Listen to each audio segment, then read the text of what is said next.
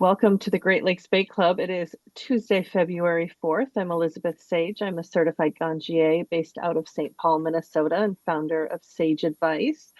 And it is, I think we can go back to saying how cold it is because it was -2 this morning here. Felt like -16. Angelique?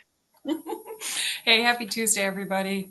I'm Angelique Cirillo. I'm based in Chicago, dialing in from the South Side here. Also a certified ganjier, writer and researcher by trade, and currently wearing the hat of editor-in-chief of Bloom Magazine in Minnesota. Very excited with our guest today here, another Midwesterner. Let's circle around the block here to Sarah first, though. Hi, everyone. I'm Sarah Tupper. I am not a certified ganjier, but I do quite a bit of research on my own here in Michigan.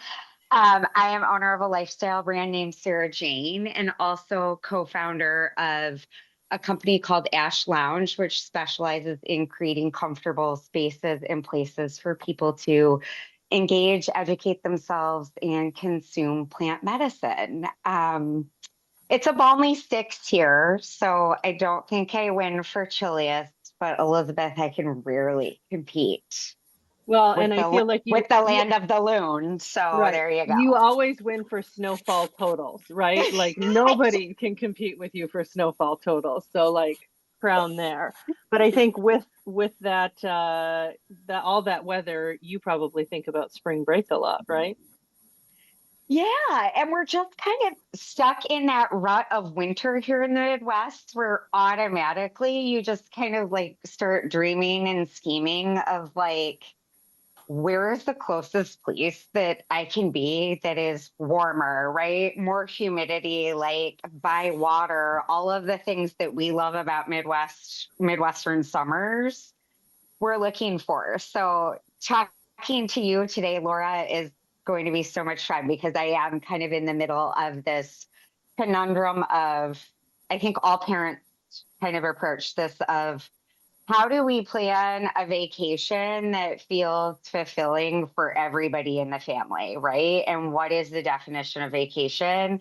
And how do we also, as women, as moms, as grown-ups, kind of have the ability to like incorporate some of the things that we really enjoy doing, and in addition to how and where can we travel that helps us kind of keep engaged in our plant medicine community. So always thinking about cool places and spaces and adventures to go on, but also how do I incorporate all of the things that I love about being a cannabis consumer and how do we pour that into those places and spaces?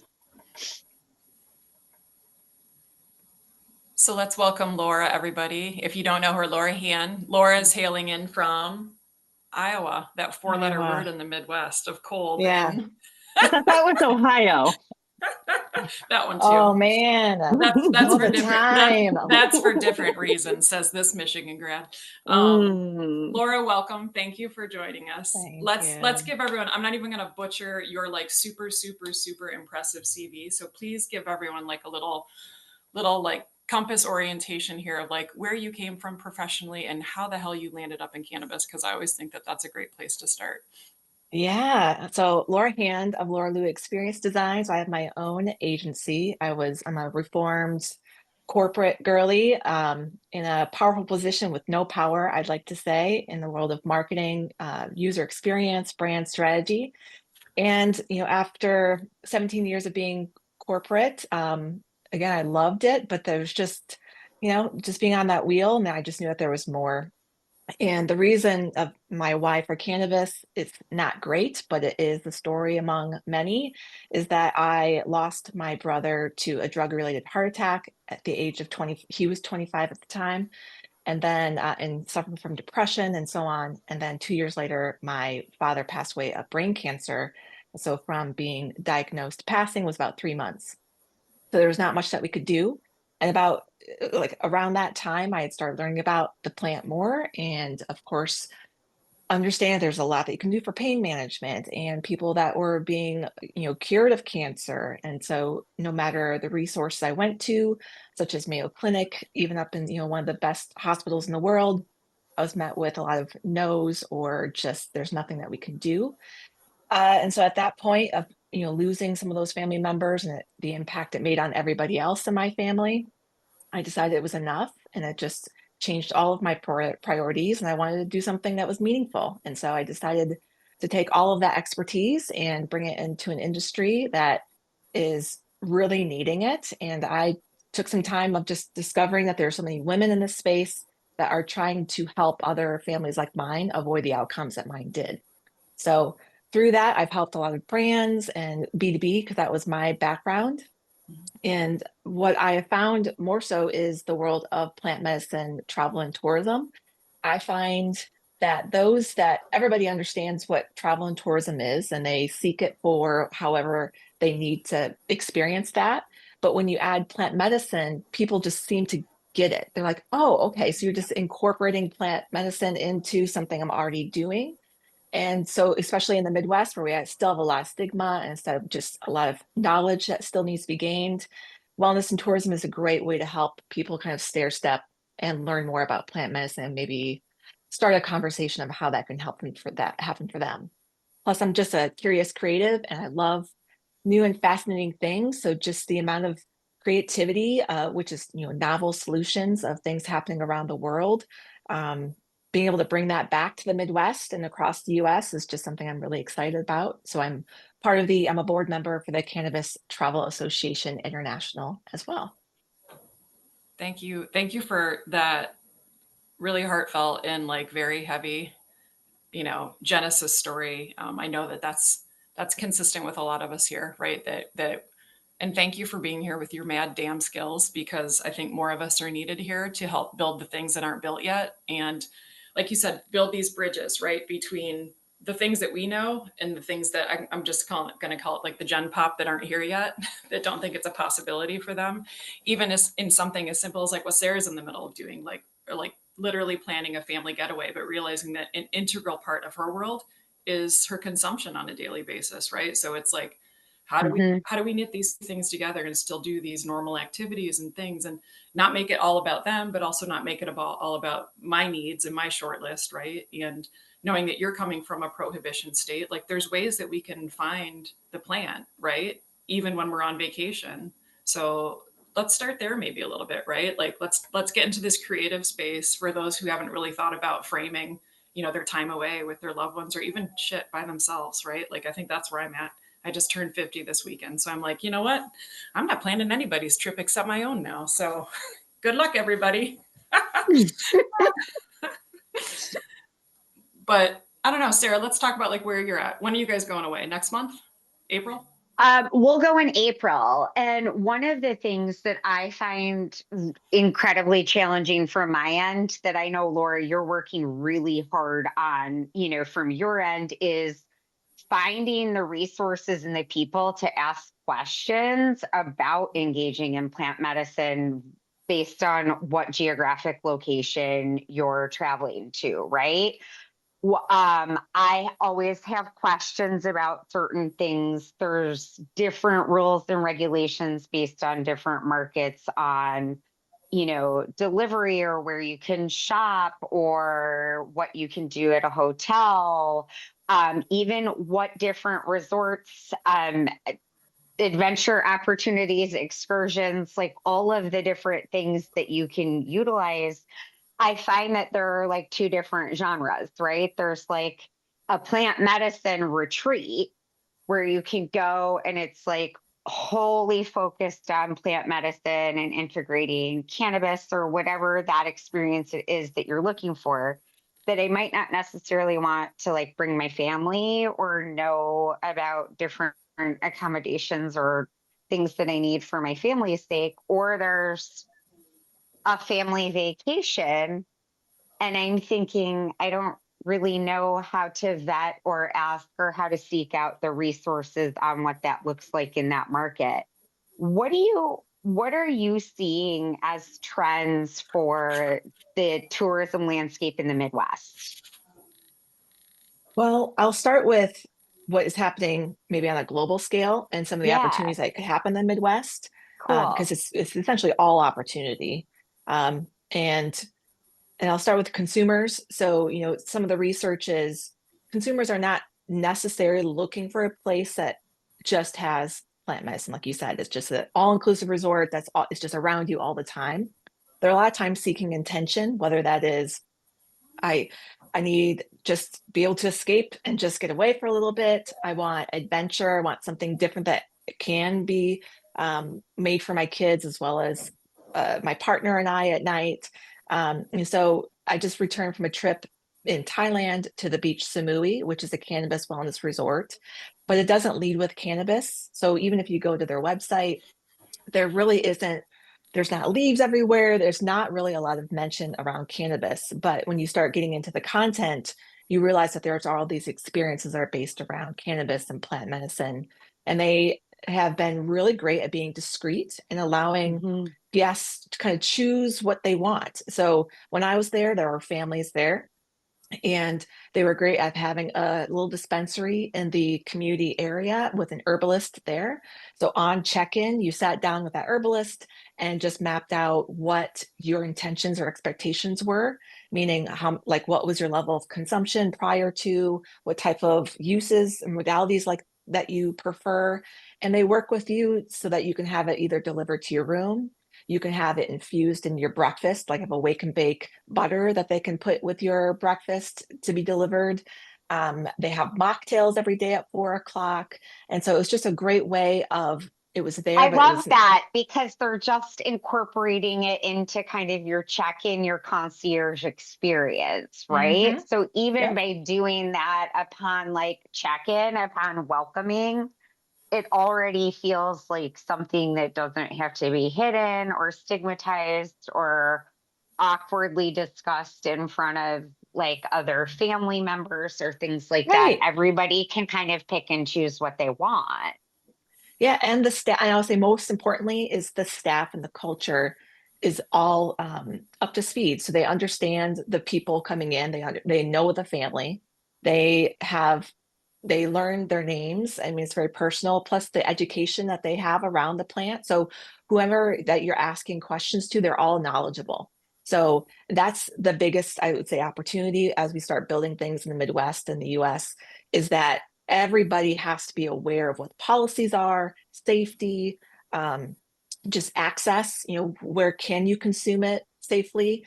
Because certain family, like they don't want it to be around their kids when they're in the pool. So it's just being able to have staff members discreetly go over to somebody and be like, hey, would you mind moving over to this space? We've got some Sure. children over here. So it's just part of the culture where everybody knows about it. There's proper ventilation in the rooms. And so it's not something that's so pungent and just prominent. So all of those are little nuggets that are so easy for people to adapt into the space in the Midwest. Ugh, light. So in the Midwest, we've got some fun things. So in Michigan, we've got the Sorry, Fields excuse me. Cannery. Yeah. We got a live mic in the audience here. Looks like an So accidental one.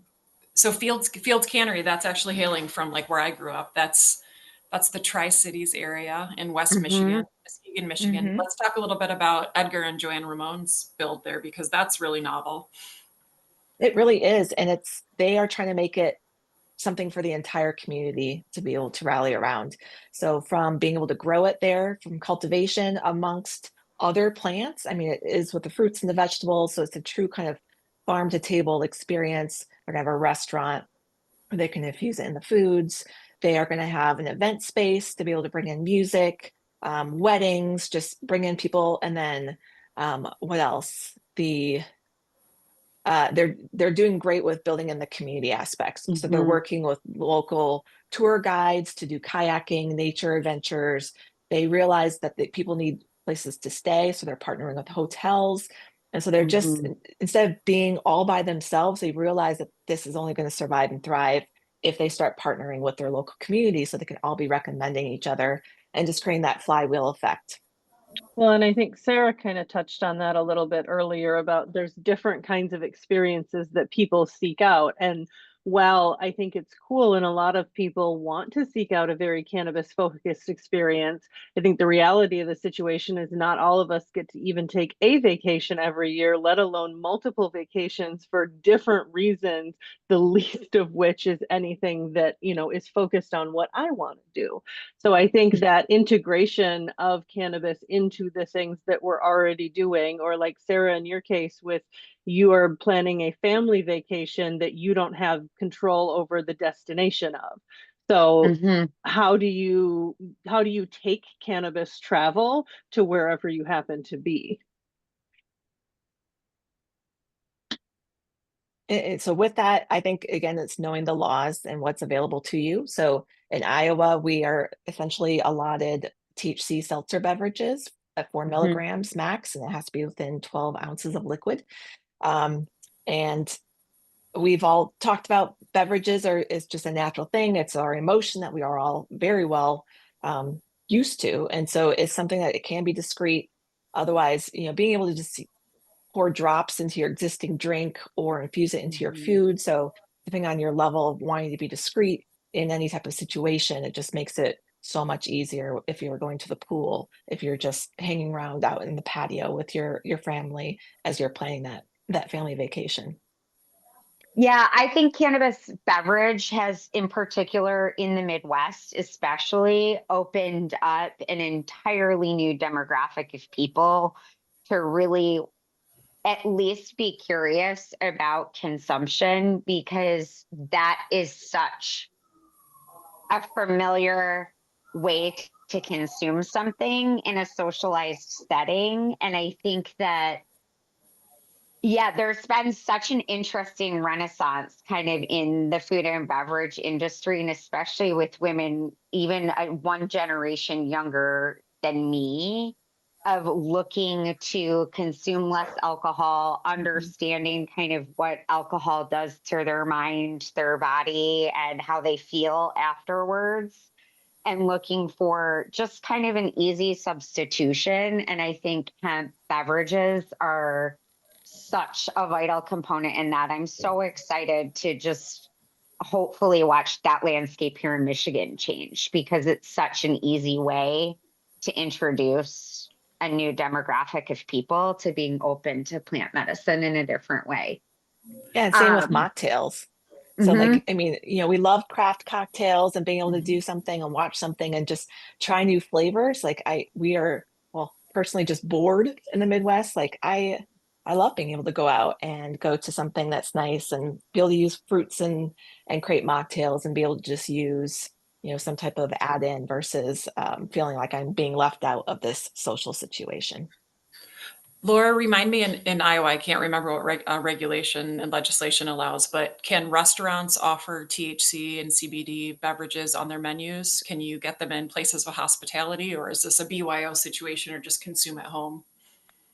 To this point, it's been mostly like in grocery stores that have started adapting it after it just changed. I mean, we last year we were getting better. I mean, we had edibles, we had different things that were getting up to 10, 12 milligrams, and there was just options. It was so great to see all the different cannabinoids being represented. And then our governor squeezed the law and expanded our alcohol laws.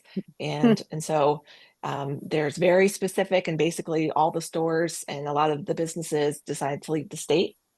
Yeah. And so we do have some of the seltzer beverages, but I mean, we have a medical program as well, which is pretty limited. But from the adult use perspective, we're also very limited.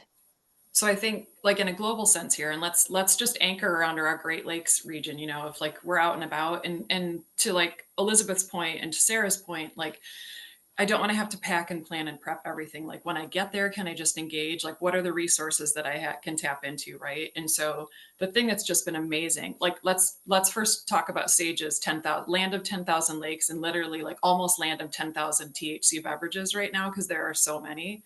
But I do think there's a huge market for this, because this is just like Sarah said, this is the bridge building that's going to naturally happen Mhm. between those that are kind of curious and like our social norms around getting together and congregating as a group, and like what is the most easiest swap? It's this cup in hand with something infused versus something boozy, right? um, Like, let's talk about is like Edgar and Joanne, they're building it. That's still a ways off. Like, let's talk about maybe some destinations or places. Let's get out of our like -2 to I guess I win today. It's 27 out here in Chicago. Like when the skies are clear and the sun is out and we want to throw either ourselves or our kids in the minivan, where the hell are we going to go? Like, where would you recommend? I know that there's some exciting stuff happening down in Missouri. Yeah. So the Regalia Resort and Convention Center down in the Ozarks. And so they have been easing into it. So they have been hosting an event called the Canna Gala each year. Mhm. And so they're going to be looking at some new management because they really want this to be a great family friendly luxury cannabis destination, and not just for, guests and consumers, but just like cannabis weddings, cannabis events. So you've got like mobile cannabis bar services that are coming into corporate events and being able to bring in all those different aspects that were usually revolving around alcohol. It's just giving them another option.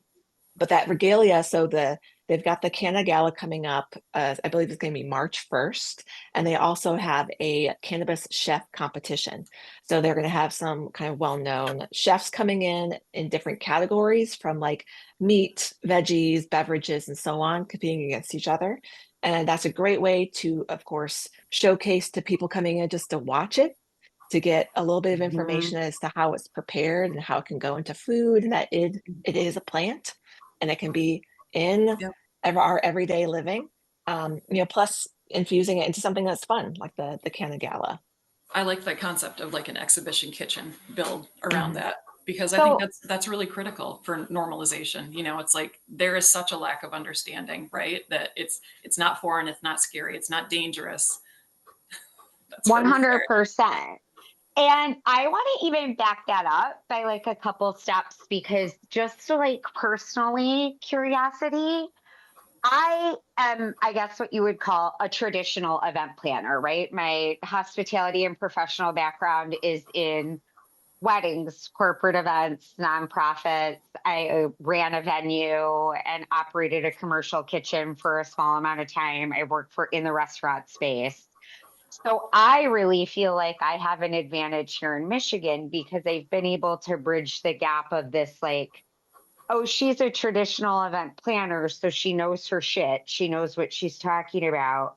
She's a reputable person. We've worked with her before. Therefore, I almost have the smoother ability to kind of add that cannabis piece in kind of towards the tail end of a lot of these discussions with some of these property managers or these banquet facility managers, and really hone in on the reasoning why I think it's so important to engage with cannabis in the event space, in the lodging and tourism and recreational space, in very similar ways that we do and that we engage in alcohol. And even when I try and sell that, Laura, I get such huge pushback here in Michigan.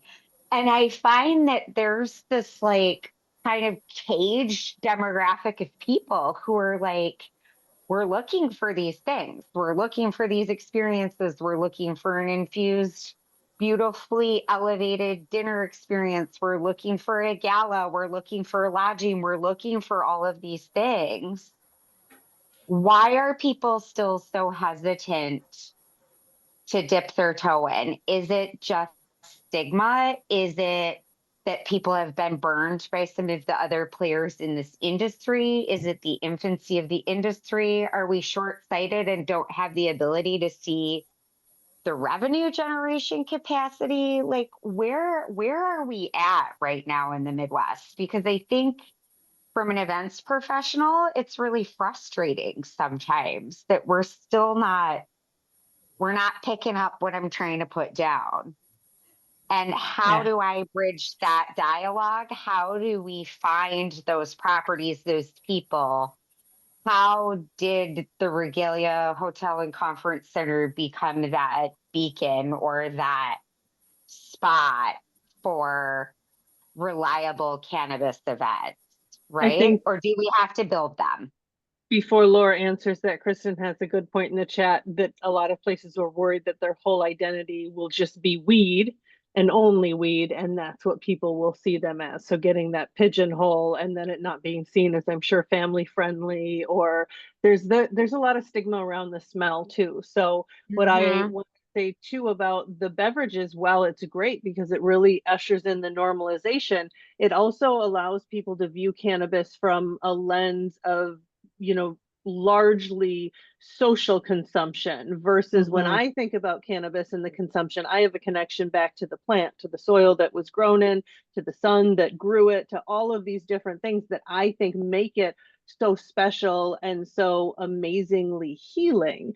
And so it can be hard too to reconcile that wanting culture to adapt it as a recreational beverage, but also wanting to highlight that it still has reverence and a ton of medicinal benefit that can be gained in these other forms that still have limited and or no access in so many places. And I'm just going to step off my soapbox now and Yeah, no, that's a really good point, because there are so many different lenses and so many different perspectives that we're looking at when we talk about cannabis, that I do think that's a really interesting point to differentiate between, like, by method of consumption as well, and what that looks Yeah. like from an introductory capacity. Yeah, and to answer that, it's all of the above. And so a lot of what I do is study human behavior and you know the ethnographics of people, demographics, because it's all a blend, and because the cannabis can serve in so many different ways. Um, so a lot of it is people, how their brain processes things. They really don't ever see things on a spectrum. They see it black or white. It's this or that. And so and it's hard work because it's all of our responsibility to Hmm. get them to see the message and get them to see the plant for what it is and get them to see how it could blend into their life. And it's exhausting, but that is our challenge and our opportunity. So a lot of these event spaces see it as it's either a stoner event or it has to be luxury. And so we are kind of swinging the pendulum to the side of luxury, because in their mind, you already paint a picture. So in their mind, stoner means one thing, luxury means one thing. So even in the Ozarks at that regalia, it's that Canagala started out as kind of the stoner place. And so they have to kind of back away from that because it immediately annihilated a lot of people because Hmm. they already pigeonholed it into one type of event. Um, so a lot of it is planting, placing breadcrumbs, planting the seeds. And so one tool that we have through the Cannabis Travel Association is an advocacy toolkit. And so what it does is it goes through all of the different community groups that you should be meeting with in advance of any type of event or experience to start garnering that type of support. And they are very commonly coming with the same issues of, what about children? What about Hmm. overconsumption? What about DUI? Because even if we're using any type of beverages, that takes a long time for that to take effect. And if people are not feeling it and start leaving the event, that's something that we as event planners or experience creators have to know and plan for and educate our guests around. So that advocacy toolkit's been great because it gives the words, it gives the common, the first things that people always combat and come with answers and common terminology. So it just helps bring people up to the same knowledge of listening versus already being in that place of, I'm against this. Yeah, that's cool. Is that a resource that can be utilized, like, when you become a member of the association? Is that one of the resources that we can talk to someone about? Yeah, Because I do think it'd absolutely. be interesting to have kind of that as a resource when you're talking to different venues, different hospitality professionals, because I truly believe that the future of cannabis hospitality is not in cannabis, it's engaging in mainstream Yeah, hoteliers, restaurateurs, it's integration. hospitality professionals. Yeah, Yeah, it's yeah, good. yeah. coexisting, right, in these other events. Yeah. And I just wanted to say when we were talking about like the build even of the Canna Gala, you know, it's the branding, it's the storytelling around the event to appeal to the widest and broadest audience that you want to curate and draw towards it, right? And Hmm. I think the opportunity space that a lot of us are seeing, you know, a lot of us who obviously use the plant in a medicinal way, but understand its value and benefits to tap into it in a recreational and social way instead of some former methods of consumption. Maybe, you know, like a lot of, especially a lot of females in our age demographic are like, you know what? Me and alcohol, me and like rose all day on the t-shirt, not so much best friends anymore, you know? So Hmm. thinking about inserting the fun in functional, right? Like the branding around that, I think there's more possibility to explode that. And especially when you're talking about high end, you know, luxury, health and wellness. Like I just feel like the opportunity space here is enormous. I just read a statistic this morning that the agritourism business was $7 billion in the US alone last year. And I think about, oh, how interesting if we could start to do a little more storytelling, because those who have trepidation and those who aren't curious yet, like they don't have the perspective and the knowledge sets that most of us here in this room do, right? About the plant, and to understand, number one, that it is just a plant. Number two, that it's grown just like other That's things. And that like this is like preschool, kindergarten education. Like we got to get our hands in the dirt to kind of understand how we can benefit from it in a 6-pack can on a family vacation 6 months from now, you know? or even how to better integrate it into so many of the other tourism events bureaus that already exist and events that already exist, right? Like I live in Michigan. We're one of the highest agriculturally yielding states in the country, right? We have a million different crops that are happening seasonally. We have beautiful cherry festivals up in northern Michigan. Wow, wouldn't that pair well with some type of cannabis education with some of the cannabis outdoor grows that are Mhm. happening adjacent to where the cherry orchards are? Like that's fascinating to me. I live in West Michigan. There's an apple orchard every 6 miles here. That's all we do all fall. We go and That pick that apples and drink cider. Yeah, I saw that that's on LinkedIn this that's morning. Right. just There was, That's just the Well, mittens version of Napa, is it not? If we want to talk about appellation and 100%. terroir. Yeah. So Yeah. let's throw a beautiful garden event at dusk in an orchard and go through all of the things that, that like regular traditional people geek out over agriculturally. And we all know pertains to the world of cannabis as well, right? And it's such a fascinating study on terpenes, flavor profile, region where it's grown, the different soil conditions, like, and how all of that nuance goes into just being a better, having a better infrastructure of knowledge about how people integrate cannabis. So, yeah. I think it's just also too, just really like creating those regional collaborations and partnerships and being members of some of those like mainstream associations too, right? Like, how do we kind of insert ourselves in all of those different places so that we can advocate for the importance of cannabis tourism and travel? Yeah. And I think we forget about hemp a lot of times too. And so Great point. I do. hemp, I do yeah. forget. Great point. So hemp in Iowa, that we had the first female hemp farmer, and so she was growing some fields, and she had a hip camp property listing, and so she would have a lot of families coming through Iowa and staying there and being able to tour the hemp fields, be able to pick it. So just like the apple orchard, being able to go through and kind of pick their hemp and being able to learn that there's so many parts of the plant that can be used. Plus, she was able to integrate a lot of the history of hemp, the Mm-hmm. hemp industry in Iowa and how that supported farmers, how it used to be. So a lot of people when they are traveling don't just want to go somewhere and get high. Like they want to learn about the local culture, the history, and just the whys behind things, which is why agritourism is so big. So again, it's just normalizing that this is another plant and talking about so much that are, revolves around that plant in its local area. Mm-hmm. Laura, talk to me a little bit about like the CTAI, Cannabis Travel Association International. Talk to me about some of the advocacy stuff and outreach that you guys have tried to do with like state travel and tourism boards. Like, is there support? Is there a welcome mat getting rolled out? Is there, like, give me a lay of the land a little bit.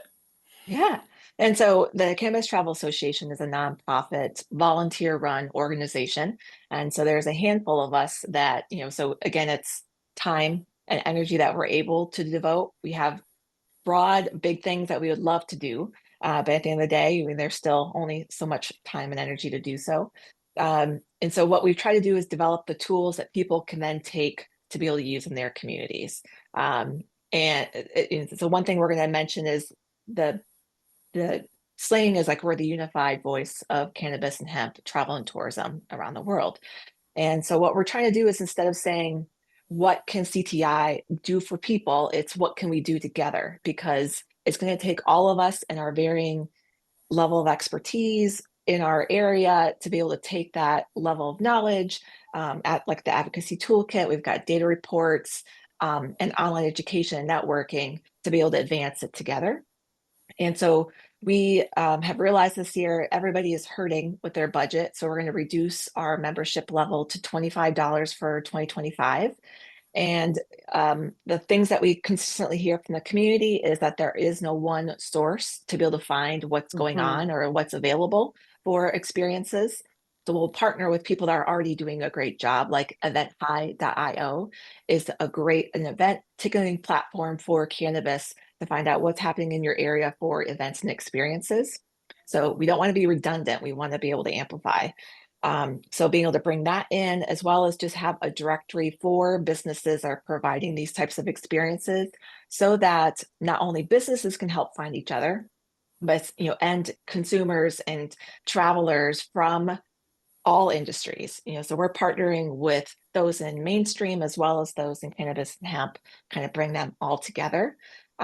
We are also going to be making, as a part of that $25, you get access to all of our YouTube videos, which is great topics on medical travel, medical cannabis travel 101, how to throw great events with best practices, how to blend experiential events and entertainment. We had cannabis chefs come on, talk about infused foods and the best practices. And then we've got our data reports. So speaking to some of those local boards, they just have no idea what the economic impact can be for a community that brings in and works together on this. So we've got great stats on the type of events that consumers are looking for when they are looking for these. And by demographic, age groups, as well as businesses and what are they seeing in the space. So That's all of really that will be helpful. available. That's an Mhm. enormous toolkit for 25 bucks for a Yeah, membership. right. And No, that's the kind of point is to it's bring in the huge, but masses. I was going to say it's huge value and it makes it really accessible because I think we're all trying to reinvent the wheel in our own respective markets. And obviously there's different rules and regs and different levels of tolerances, right? In terms of Mhm. co-creating or engaging, especially when we're talking about tapping into, like Sarah said, like mainstream event spaces and things like that, where there's Mhm. enormous concern about liability and insurability, right? All those things, umbrella policies, all the on the long, long list of event planning, right? So no, I love this. I love that. I love that you guys exist. I appreciate you because I know as a former chronic volunteer of doing all the things for all the people, how much time and effort and labor you put into things like this, but it's needed because I think the point that you keep saying is like a unified voice, Mhm. of acceptable practices, especially bringing professional practices in, like from Sarah's former world of no less than six-figure weddings and things like that, right? Like there's there's things that maybe some of us will maybe can I even just venture into like stoner culture? Like we think a good pop-up event is a 10 by Yes. 10 by 10 I and a table to Angelique, roll at. Yeah. please. Uh-huh. There's not enough recording time to go through my laundry list of like beef I've got with the cannabis events industry, especially in the state of Michigan. But that being said, Where's it has where's set the the bar water? so low that it's allowed me to really be able to gather like really interesting data insights and demographic insights on what people are looking for. So Mhm. That being said, Laura, what have you found that people are like looking for in cannabis events and experience? What's going well and what is not going well? Well, I won't speak to the not doing well because I think all of us here has personally probably been witness to that. So let's talk about the good because we want to amplify the good, right? Um, No. so Okay. Yeah. All right, Sarah, I come mean, on, read like, the give back of our my sweat. top some I shit wore this for too. you today. This is the month What of is love it? that we're leading. Love. yeah, I'm a No. chronic positive person. No, So tell me. Yeah, I'd love to just know what are people looking for and what do you see coming up? What's trending? What do you see that is going to continue to help move us forward? How about together? yeah, well, overwhelming people just want something better. They want other options for their overall wellness. And the great thing about wellness is that it is a large, vague term that can mean and can be very personal to each person. So a great event or series that are happening is the Cloud9 Studios. She is based in California, Vanessa Oliver, but she has a couple different tenets to what she offers because she works with a lot of kind of curious individuals ranging of age groups. And so she has a gift box that is people can sign up to be able to give a gift box of products to somebody that they feel needs a wellness package. And so she works with local brands to be able to curate this box that's all a blend of things from CBD, THC beverages, and just other plants that, and with clear instructions and a great little journal that kind of walks through the endocannabinoid system and just 101 type of knowledge for these people to receive as a gift and as a thank you from someone that they love to be able to kind of walk and stair step into that journey of plant medicine. So that's like a great program that I again brings love local that. brands together and just helps people meet them where they're at. Another tenant she has is the Canalux Wellness Expo. And so it's a great event that she does each year where it brings in people from the entire wellness spectrum. So she had comedians there emceeing, she had a local, and it's BIPOC, so she's trying to bring in a lot of diversity. So she had a bookstore owner come in with different books on the process and the education that people could get, you know, essential oils. There were athletic apparel, sound healing. There was financial advisors there, and there's a wellness academy. So you can go into a room and get an cannabis oil massage. You can meet with a chiropractor, and then there was speakers. And so there was financial wellness, there was body wellness, there was a body paint artist that was there that was just showing different things. So you could just get this smattering of a different aspects and things that you could leave and feel like you learned something and be able to incorporate some of these things into your daily wellness practice. So those are like two very easy things that anybody in this space could be doing in the Hmm. Midwest pretty easily that could not besides having the physical space to do the wellness expo, like beyond that, there's just pulling the skills that we already have to be able to pull the community together to do something good. And that concierge aspect of like building out the gift box, right? So someone doesn't even need to wrap their brain around where do I start. I Mhm. think that's a huge opportunity space too. Yeah. Really, like I don't. And Hmm. and one Yeah, point and one thing I missed is that she does a great follow-up of a survey after the fact to find out what they thought of each of those brands.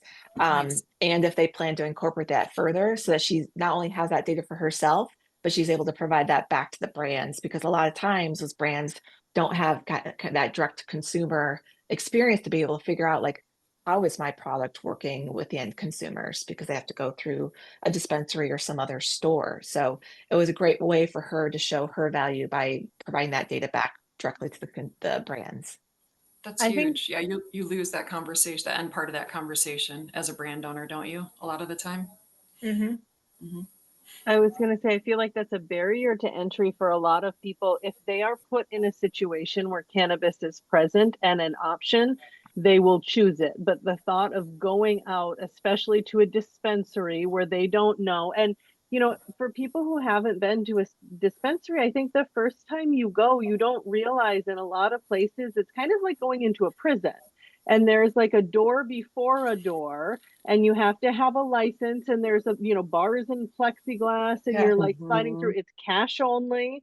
You have to, so a lot of times you have to either have a ton of cash on you, Sometimes you or can't go with your buddy. Sometimes you can. It depends. The rules and are each different. each state is really different, and sometimes you can Hmm. look at products and touch them, and sometimes you can't, and sometimes it's 1,000 milligrams and you don't know what that means, versus sometimes it's only 50 milligrams and you still don't know what that means. So just that idea, and I get it, because I feel the same way when I look at bottles of wine, because I don't, like, I have a handful of things that I have now in my adult life learned that I can pick out. And that's the extent of my wine connoisseurship. And that gets me through just fine.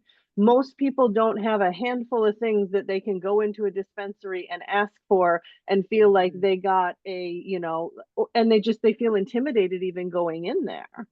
Oh, So, yeah. I could talk about that all day. Yeah. So that's where the customer experience geek comes out in me, because there are Hmm. so many discrete things that can be done. One thing I'm seeing in dispensaries, or in a handful, is if they have different colors for baskets or bracelets that help people identify that I know nothing about this plant and need some advice, or I've got this, I already know what I want. I'm in and out. And so just by the staff being aware of what color or what basket they picked up, they can go in and discreetly, instead of saying like, do you have any questions? Is they already know, like, I need to speak to Hmm. this consumer in a much different way. And speaking of traveling, and so going to so when Illinois was the first one to be adult use, a lot of the revenue is coming from, non non-adult use states like Iowa. And so I hear lots of stories of people wanting to travel and be able to stop in on their way. And they're going to the website first, because that is a great way to be able to find out like what they have. And because people just don't want to feel stupid. They want to know some level of knowledge before they go into these places. And a lot of websites are not great. So they are forced just to walk in with I just li little to no knowledge. And be able to buy these products. The other big fail in not having these great dispensaries or websites is that the data is off. And so a lot of the point of purchase data is reflecting that male men are the primary purchasers. And that is not necessarily true, because a lot of women are doing all the research in advance and sending their partners Hmm. in to be able to buy that product. So it's just there, when we're making assumptions about things, we have to stop doing that in this space, and really just start watching people and watching their behaviors, what they're doing, in the white space, like all the things around our typical channels and tactics. Yeah, I think there's an enormous room for growth here in terms of the, how can I say this? Like the assumptive presumptive build that has happened here in the green rush, right? That there just wasn't a pause in a collection of data first before they started just slapping things in paint and double entry doors together, right? Because I don't even see the ways that a lot of dispos differentiate from one another yet, I think not in true form, not in terms of like customer facing, like true Hmm. value add, education, point of sale, anything.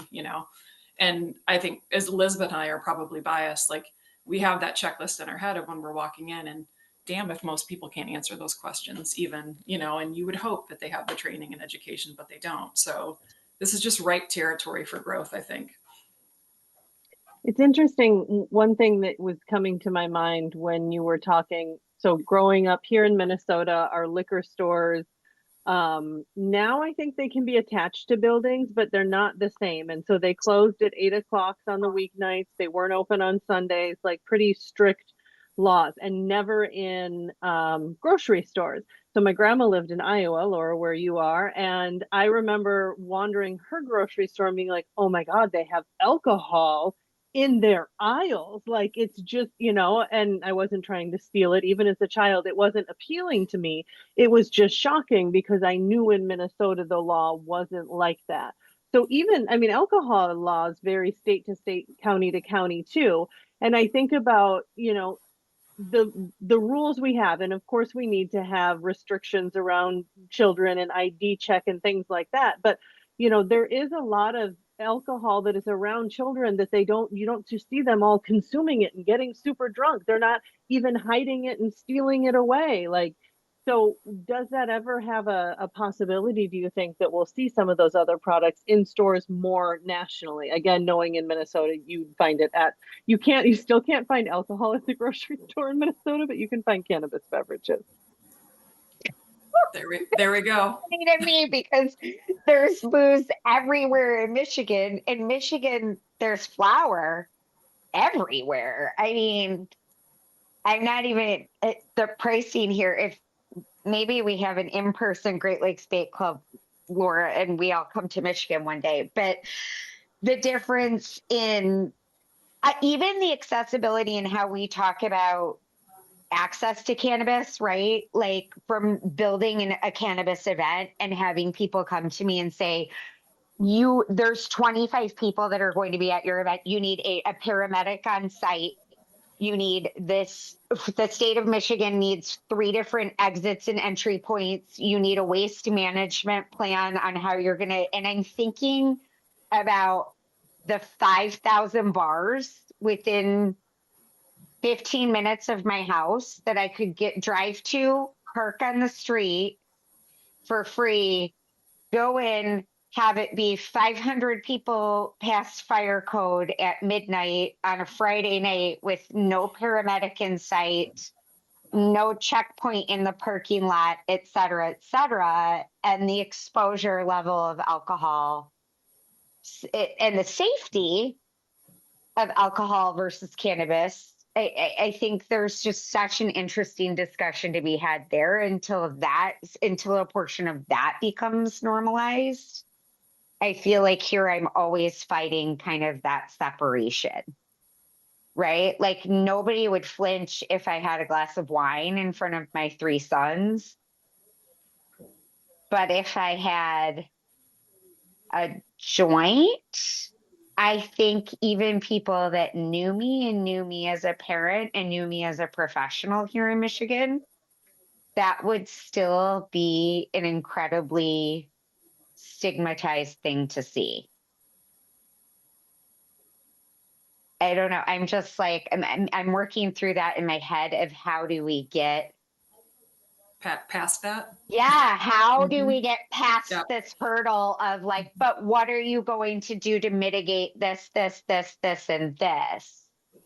And it's not the sassiness of coming back to a bar owner and saying, but you don't mitigate any of that and you let people freely come and go. But it's how do we work together to set up those safety structures, but also have a level of flexibility so that we can normalize it in those spaces. I don't know if there's an answer. I just that's always the hurdle that I come to that I don't know how to work past. There is no, I think, easy button on that.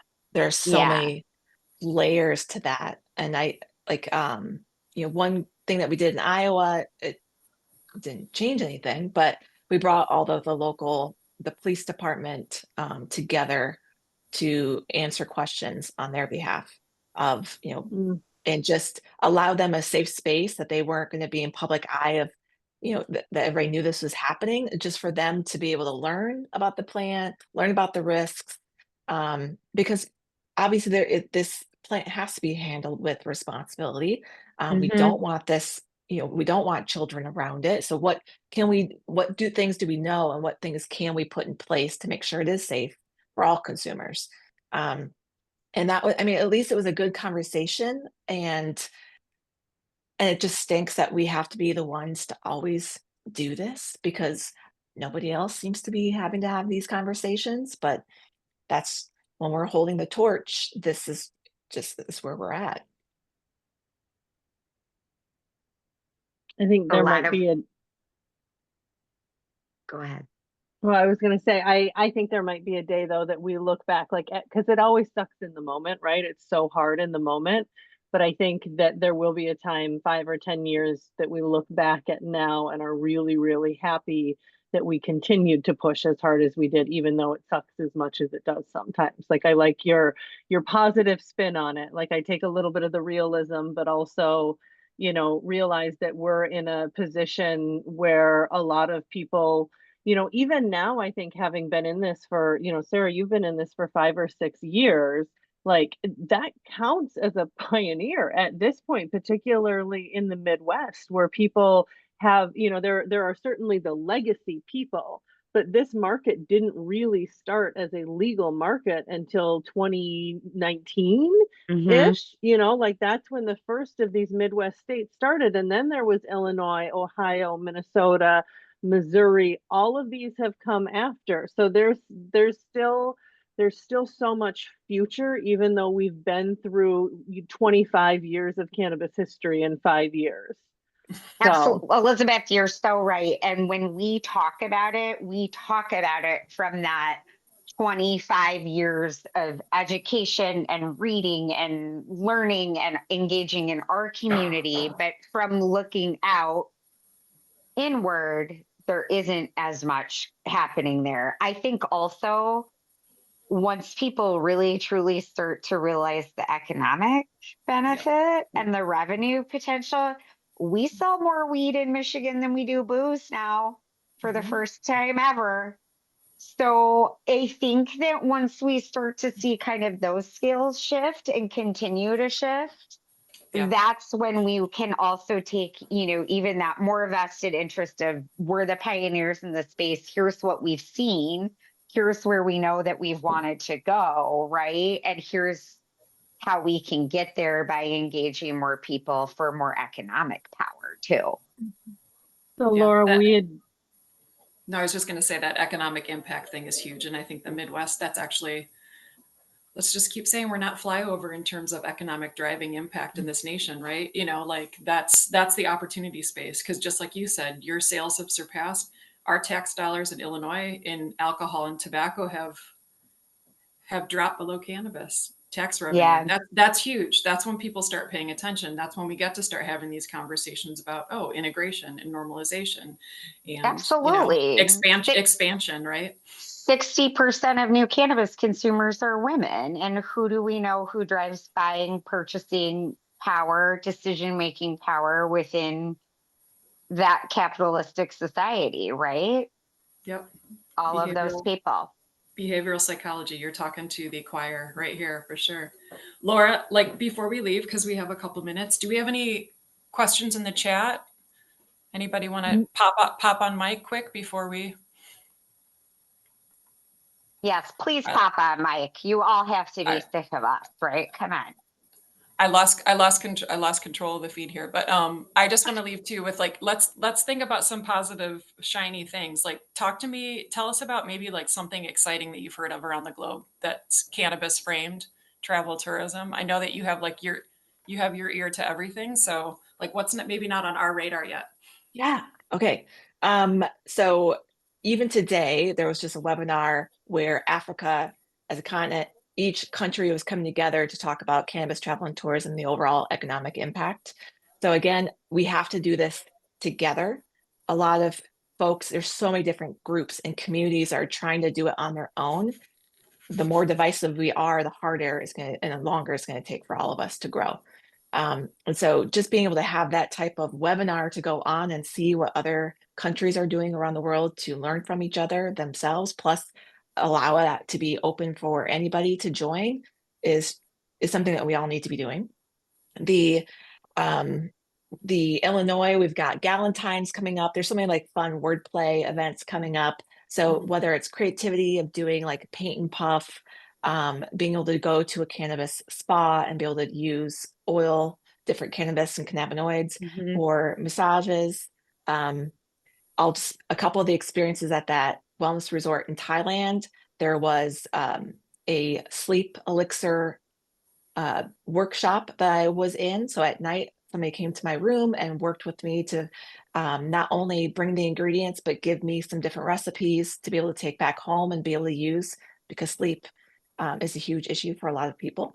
Mhm. We've got a lot of travel agents, so they're specific to plant medicine. So again, if you are a consumer that wants to travel and don't know where to start, being able to seek some of these travel agencies that like Front Row Travels, they are phenomenal, already knowing the space, already knowing the places to go, and can map out so that it's reducing that decision fatigue and all of the education that has to go into being able to do some of these experiences. Um, That's amazing. And I'm assuming yeah, some a of couple these of resources are on the CTAI website if people want to join and kind of get access and We will for sure. So okay. it'll be give me a couple of weeks. And so Yep. we had just decided to do this new plan. So now it's just kind of the executing of it. But Okay. you can sign up for our newsletter, which is at the very bottom of our website, the cannabistravelAssociation.org, just so that you get notified when we are ready to roll this out. Awesome. Thank you for joining us, friend. This was a great conversation of dreaming and scheming of a normal day where we don't actually have to use this word. We can just say we're going on a trip, and that trip actually encompasses the definition for all of us, right? So Yeah, well put. Yes, thank you. thank you. And Sarah Tupper, next session in 2 weeks. What do you got cooking? I got a saucy lady in 2 weeks. We're talking to Lisa Lieberman. So she is CEO of Lifted Lodging. Laura, are you familiar with Lisa? Yes, just chatted with her yesterday. Oh, yay. Okay, cool. I kind of figured that you were after you mentioned Lisa has some really cool projects that are happening. She has a property in Michigan. I believe she also has a property in Missouri that she's looking at. And she has just an amazing, incredible lens on what lodging, travel, and recreation should look like and how cannabis can be incorporated into that at so many different levels. So I've been following her for a while. She's been a huge advocate of mine, and I am a huge advocate of amplifying women's voices in cannabis hospitality and tourism and trying to see us all win together. So I'm really excited to chat with her about her projects that she has going. Awesome. Thank Awesome. you again, Laura. It was nice to have you. Thank you, Laura. Bye, Bye, everyone. ladies. Bye. Thank you, everybody. Bye. Thanks for coming. Yes.